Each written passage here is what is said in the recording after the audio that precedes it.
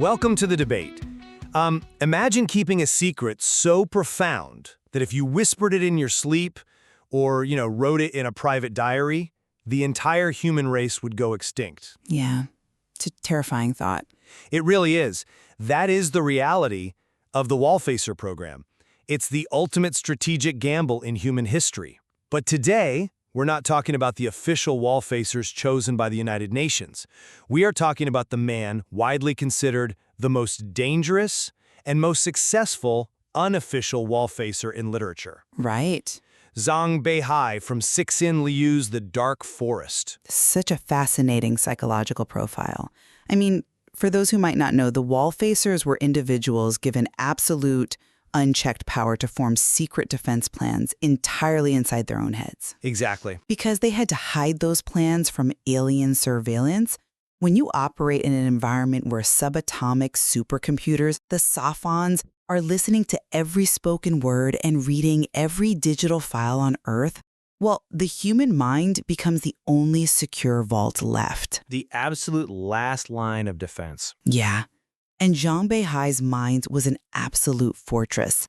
But, while many look at his actions and see the savior of humanity, I see something much more disturbing. Well, I think to understand that fortress, we really have to look at the foundation it was built on. Zhang Beihai was a high-ranking political officer in the Space Force, but his psychology wasn't forged in space. It was forged by this generational trauma. The story about his grandfather? Yes, exactly. Specifically an event during the Korean War. His grandfather attacked a heavily armored Pershing tank with a simple hand grenade. And, the grenade just bounced off. It did absolutely nothing. But the machine gun fire from the tank completely shattered his grandfather's legs. Right, and that wasn't just some sad family anecdote for Zhang Beihai. It was the defining axiom of his entire worldview. The lesson he internalized there was brutal, but absolute. Physics does not care about your courage. Yeah, well said. Spirit, morale, bravery, all of that means absolutely nothing when you are facing a vastly superior technological gap. And with the alien Trisolaran fleet heading toward Earth, boasting technology literally centuries ahead of ours, Zhang Beihai looked at the board and realized humanity was fundamentally outmatched. Which was exactly what led to his titanium resolve. He became a secret escapist. He harbored this unshakable belief that humanity was utterly doomed in a direct confrontation. And the only path to survival was to build interstellar ships and run away into deep space. Which was highly illegal. Right. Escapism was strictly outlawed. So he had to bury that belief deep in his own subconscious. And this is where my position comes in. I argue that Zhang Beihai is the ultimate embodiment of the Wallfacer ideal. His perfect deception, his solitary resolve, and his ruthless pragmatism were the exact necessary ingredients to save human civilization. Because he operated completely outside the official, highly scrutinized UN program, he was literally the only person who could actually execute a plan without interference. Okay, I understand the appeal of that narrative. I really do. I'm sorry, but I just don't buy that. Let me tell you why. All right. Romanticizing Zhang Beihai as this flawless mastermind completely ignores the reality of how his plan actually unfolded. I mean, he was a rogue, opportunistic extremist. When you break down the actual mechanics of his success, you see that it relied heavily on sheer luck, terrifying moral compromises, and frankly, the unintended consequences of other people's technology. We shouldn't glorify a unilateral dictator who made choices for billions of people based on a precarious chain of lucky events. Okay, I get why you're looking at it from that angle. But let's shift the perspective slightly here. We are talking about a deception that spanned over 200 years. Sure. That is not just opportunism. That is arguably the greatest strategic feat we see in this universe. Just think about the psychological toll of what he did. For decades, he successfully posed as a fiercely optimistic triumphalist. Which was his job, right? Exactly. As a political officer, his literal day job was to root out defeatism in the military ranks.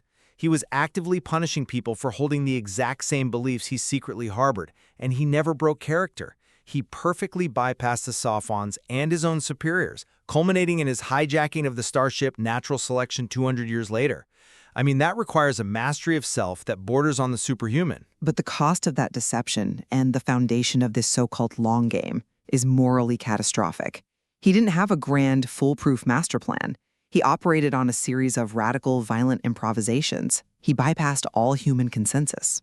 And as we dig into his timeline, you'll see his ultimate success hinged entirely on massive strokes of luck set up by forces entirely outside his control.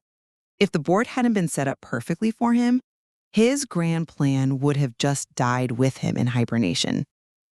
Let's test that idea then. Let's look at his first major invention.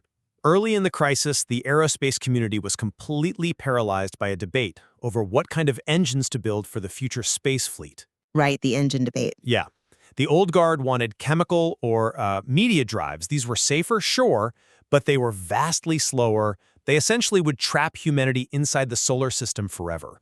The alternative was fusion-powered radiation drives, which were highly experimental, but could actually reach a percentage of light speed. Real interstellar travel. Right. And Zhang Beihai knew that if the ships couldn't travel between the stars, his secret escapist plan was dead in the water. So what does this supposed strategic genius do? He takes action. He does more than that. He doesn't win a debate. He doesn't use his political influence. He secretly machines bullets out of meteorites, goes up into orbit, and assassinates 3 of the leading aerospace scientists who supported the chemical drives. Yes, he does. He murders them, and he does it in a way that makes it look like a tragic micrometeor shower accident, specifically so the Sophons wouldn't flag it as a human conspiracy. I have to push back hard here. That isn't strategic genius. It is cold-blooded rogue terrorism. He murdered his own allies just to force his preferred technological outcome. Look, I hear that, and the visceral reaction is entirely justified. It's a horrific act. But you have to look at the mechanics of the situation, the cosmic stakes. Think of his action like a surgeon amputating a healthy limb to stop a spreading infection the patient doesn't even know they have. That's a pretty dark analogy. But it fits. To anyone watching, destroying a healthy limb looks like a crime. But the surgeon knows that if they don't do it, the infection will kill the patient. The human race was headed for extinction. Those scientists were essentially building a fleet of wooden boats to fight a modern navy. By eliminating them, Zhang forced the bureaucracy to pivot to the radiation drives. Without those engines, humanity goes extinct. But he wasn't the surgeon. He was a political officer making a unilateral decision about astrophysics. What if the radiation drives had failed? What if his assassination set the space program back by decades? But they didn't. He took a massive gamble with the survival of the species, though. He bypassed all scientific consensus, deciding in a vacuum that he alone was judge, jury, and executioner. Well, he operated in a vacuum because official channels were totally compromised. If he had raised the issue publicly, the Sophons would have known. The defeatist nature of his argument would have been exposed, and he would have been removed from his post instantly. The true burden of a Wallfacer is committing a localized, horrifying evil to prevent universal annihilation. He didn't take pleasure in the murders. He absorbed the moral weight of that sin entirely upon himself so humanity could have the engines it needed to escape. Wait, let me stop you right there. Because even if we concede, strictly for the sake of argument, that the radiation drives were mechanically necessary for survival, let's look at how he actually gets his hands on one of those ships. Okay. This is where the master planner narrative completely falls apart for me. After the assassinations, he enters hibernation as part of the Future Reinforcements Program. You frame this as brilliant foresight, projecting his agency centuries into the future. Because the ships he needed didn't exist yet. He knew his plan couldn't be executed in his own century, so he patiently put himself to sleep to wait for the exact right moment. I'm trying to wrap my head around your argument here, because he had absolutely no guarantee he would ever be given command of a ship when he woke up. None. It was a calculated risk. The only reason he gets control of the natural selection 200 years later is because of a global sociological crisis he had absolutely nothing to do with. The military of the future was paralyzed by the mental seal. Right. A brainwashing device invented by an official Wallfacer, Bill Hines. Hines used to secretly implant absolute defeatism into generations of soldiers. And the military called these hidden defectors the imprinted. And because the mental seal bypassed conscious thought entirely, a soldier could be imprinted and not even fully realize it until the exact moment they took command of a ship and hijacked it. Exactly. So fast forward 200 years and the modern military commanders are terrified. They have these incredibly powerful fusion ships, but they don't trust their own modern captains to pilot them. They are terrified that any captain might be a brainwashed, imprinted defeatist waiting to flee. So what's their solution? They look to the past. They awaken Zhang Beihai, an ancient relic who went into hibernation before the mental seal was even invented. They know for a biological fact he cannot be imprinted. So they hand him the keys to their greatest warship. If Bill Hines hadn't invented that machine, Zhang Beihai would have woken up as a useless historical curiosity. His plan would have died in his head. That is sheer, unadulterated luck. I see the logic there, I really do, but it ignores the mechanism of how he positioned himself. A true Wallfacer adapts to the board they are given. You're right, he didn't invent the mental seal, and he didn't engineer the future military's paranoia. Right.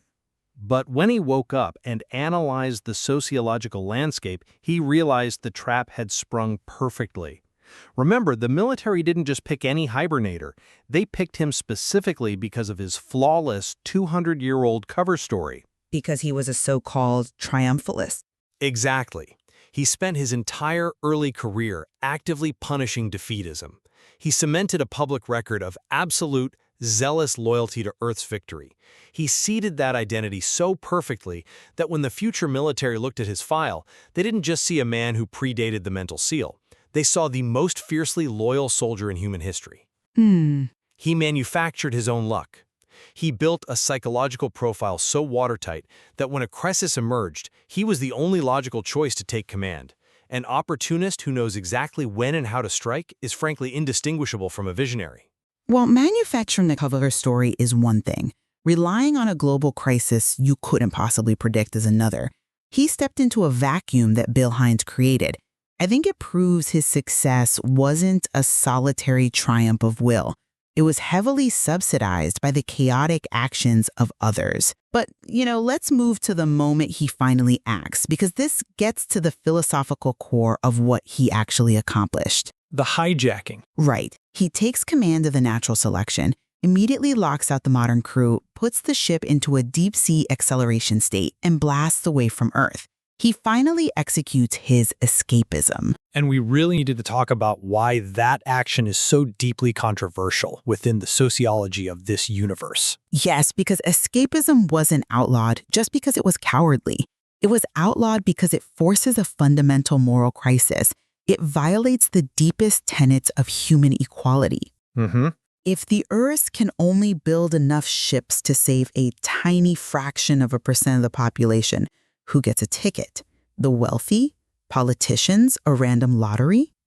The moment a society allows escapism, it collapses into violent anarchy because of the absolute brutal inequality of survival. By hijacking that ship, Zhang Beihai bypassed all of that. He unilaterally made a dictatorial choice that he and his crew were the ones who deserved to survive, completely abandoning billions of people to die. The inequality is horrific, there's no denying that. But the sociology of the situation shifts the moment the Triceleron probe, the droplet, arrives. Oh, the droplet attack. You have to remember what happens just days after Zhang defects. The Earth sends its massive, arrogant, densely packed space fleet to intercept this tiny alien probe. And in a matter of minutes, the droplet completely annihilates them. It just rams through the human ships like a bullet through glass. All of humanity's modern defenses, all their pride, turned to scrap metal in an afternoon. In that horrifying moment, the moral calculus of escapism changes entirely. Well, because extinction is on the table. Exactly.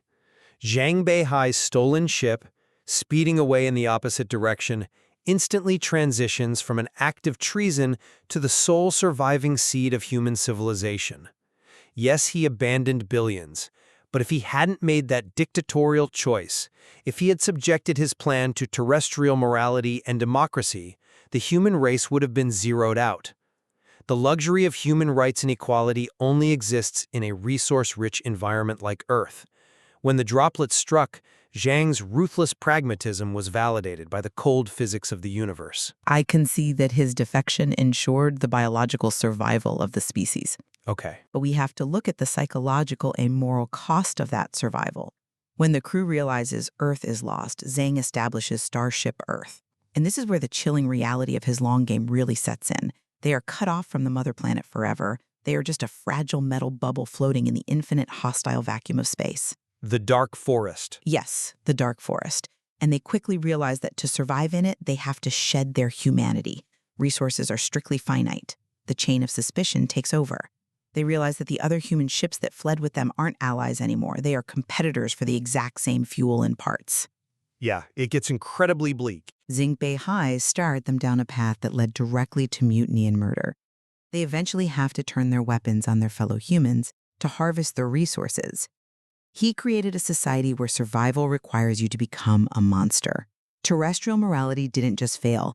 It was actively hunted down and destroyed by the very people trying to survive. But that is the precise tragedy and the necessity of his character. He understood that terrestrial morality is a geographical anomaly. The universe is a hostile place where survival is the primary and only necessary function of a civilization. When you are thrust into the cosmos, concepts like democracy, rights, and equality, they become fatal traps. But at what cost? Zhang Beihai chose the grim, terrible reality of survival over a noble, highly moral extinction. He took the sin upon himself so they wouldn't have to die with clean hands. But did he have the right to force that sin onto his crew? They didn't sign up to be the ruthless inheritors of a dark cosmos. He hijacked a ship of thousands of innocent people and forced them into an environment where they had to commit atrocities just to keep breathing. That's why I push back so hard against glorifying him as the ultimate Wallfacer. A Wallfacer is supposed to save humanity, not fundamentally corrupt it. Zhang Beihai didn't save human civilization as we knew it. He created a mutated, traumatized offshoot that had to adapt psychopathic logic to endure. I think that tension is exactly what makes his long game so profound. So to summarize my position, Zhang Beihai's absolute isolation, his unwavering rationality, and his willingness to do the unthinkable prove that the dark forest of the universe fundamentally requires cold logic to survive. He saw the truth 200 years before anyone else. He bore the psychological weight of that truth completely alone, and his deception secured the ultimate goal: human survival in the stars, regardless of the cost. And I would summarize by saying that while we must acknowledge his actions resulted in biological survival, we have to be deeply wary of the methodology. His violent, unilateral decisions stripped humanity of its collective agency.